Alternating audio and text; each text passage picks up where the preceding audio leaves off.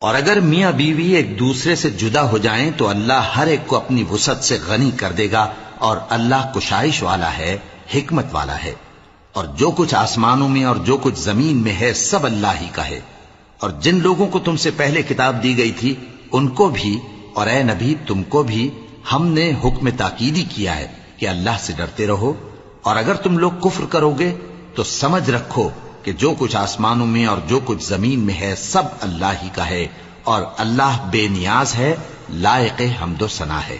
اور پھر سن رکھو کہ جو کچھ آسمانوں میں اور جو کچھ زمین میں ہے سب اللہ ہی کا ہے، اور اللہ ہی کارساز کافی ہے۔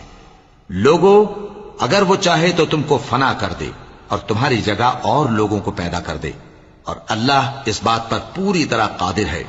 جو شخص دنیا ہی کے ثواب کا طالب ہو تو اسے معلوم ہو کہ اللہ کے پاس دنیا اور آخرت دونوں کا ثواب موجود ہے، اور اللہ سنتا ہے، دیکھتا ہے۔ اے ایمان والو، انصاف پر قائم رہو اور اللہ کے لیے سچی گواہی دو، خواہ یہ تمہارے اپنے خلاف یا تمہارے ماں باپ اور رشتہ داروں کے خلاف ہی ہو۔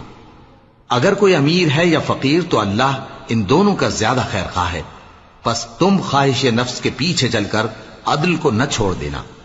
اگر تم لگی لپٹی بات کہو گے یا سچائی سے پہلو تہی کرو گے تو جان رکھو اللہ تمہارے سب کاموں سے واقف ہے۔